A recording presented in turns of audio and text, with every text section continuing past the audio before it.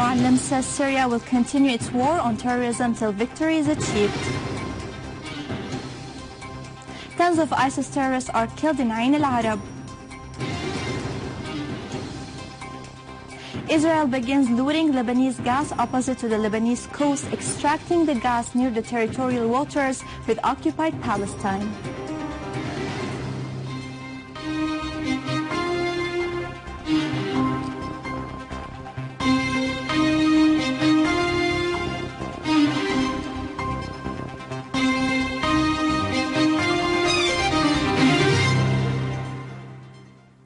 Good afternoon. Deputy Prime Minister and Foreign Expatriates Minister Walid al-Muallim stressed that Syria will continue its steadfastness as there is no option but to achieve victory against terrorism.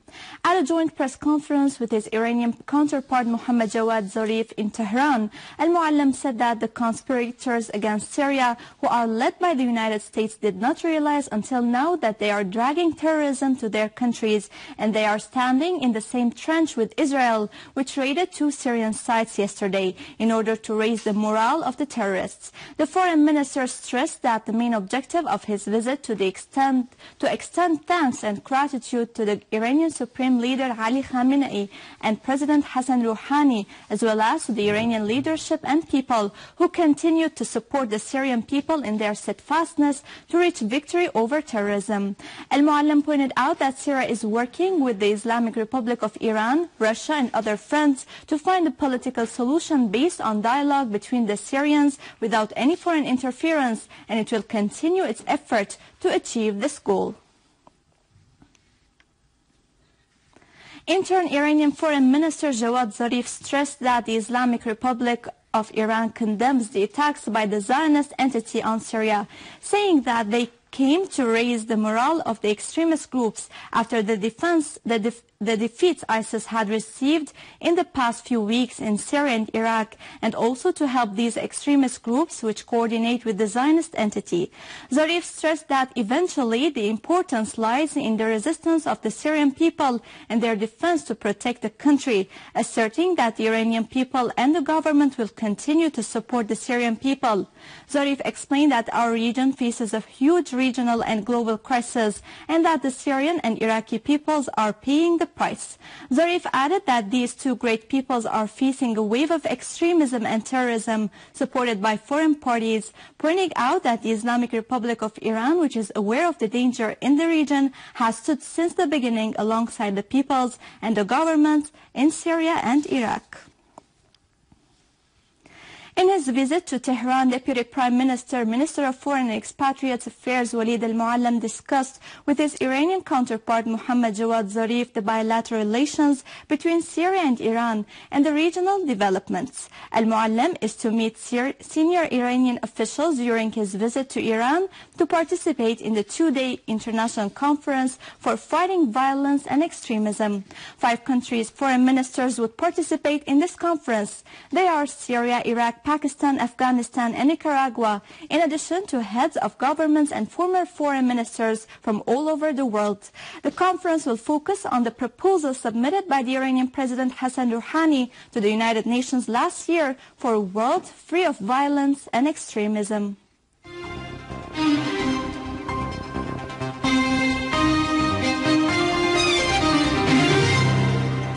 The People's Assembly condemned the aggression committed by the Israeli entity of occupation on Syria yesterday. The Assembly asserted that this would not change the victory by the Syrian Arab Army, who is fighting against terrorism and its supporters, on top of which is the Zionist entity and its partners of al-Saud and those who are in the Ankara and Washington. al-Laham pointed out that this blatant aggression reveals clearly the partnership between the Zionist entity ISIS and al-Nusra, adding that it will not affect the morale of the Syrian people and army, but it reaffirms that the terrorist war experienced by Syria is nothing but a front for a war led by the Israeli intelligence in coordination with some Arab states. Al-Laham explained that the aggression is accompanied by providing various kinds of support to the terrorists, including treatment to the wounded, logistic help and weapons. However, it has failed to achieve any success on the southern front in Syria. The Assembly Speaker stressed that Syria is persistent to defend every inch of its soil. Minister of Foreign and Expatriates Affairs directed two identical letters to the UN Secretary General and the President of the Security Council on the Israeli aggression, which targeted two secure areas in al-Dimas and Damascus International Airport in Damascus countryside, inflicting material damage in some facilities. The letter stated that Israel has committed a new criminal aggression against the territorial integrity and the sovereignty of the Syrian Arab Republic when Israeli warplanes bombed the safe areas of both al-Dimas and Damascus International Airport in Damascus countryside. The Foreign Ministry added that this aggression comes as it was the habit before within the context of Israel's systematic policy to cover up the support it provides to the armed terrorist organizations in various fields, a thing that Syria has warned of many times, in addition to supporting the terrorists and the various kinds of al-Qaeda groups, especially after the Syrian Arab Army achieved important accomplishments in Deir ez-Zor, Aleppo, Daraa and other areas.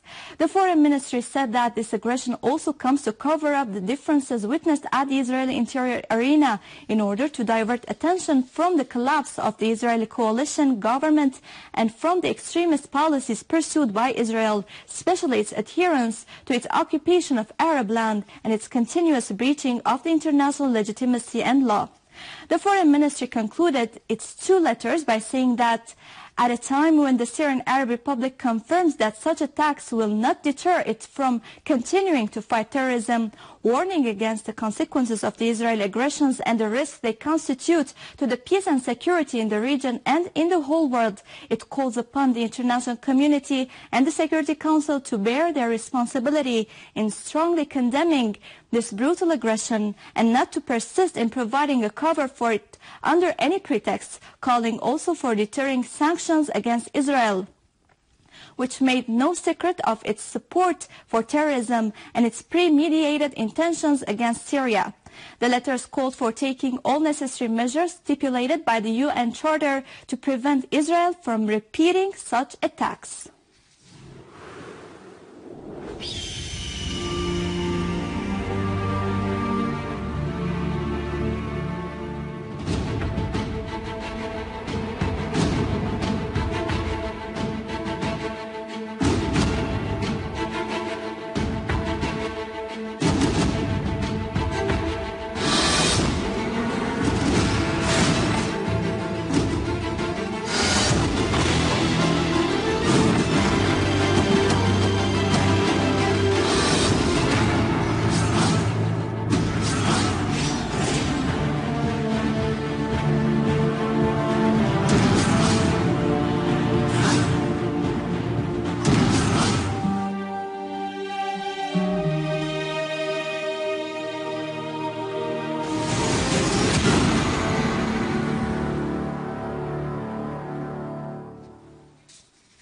Units of the Syrian Arab Army and the armed forces hit ISIS dens in Deir ez-Zor governorate and its countryside, inflicting heavy losses among them.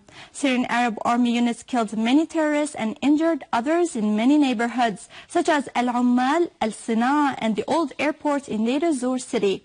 Other army units fought terrorist infiltration attempts after blowing up the ancient al-Sultaniya mosque in old Aleppo, destroying their weapons. In Iraq, Iraqi forces repelled ISIS attacks from 4 axes on the governmental compound in al-Ramadi.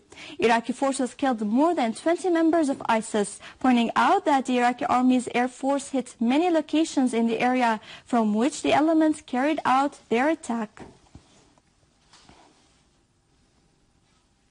With this, we conclude our news for today. Thank you for watching. For more details about Syria and the region and to view this bulletin again, you can always visit our website in English, syriaonline.sy. Now to latest business and market news with Sirina, but after a short break.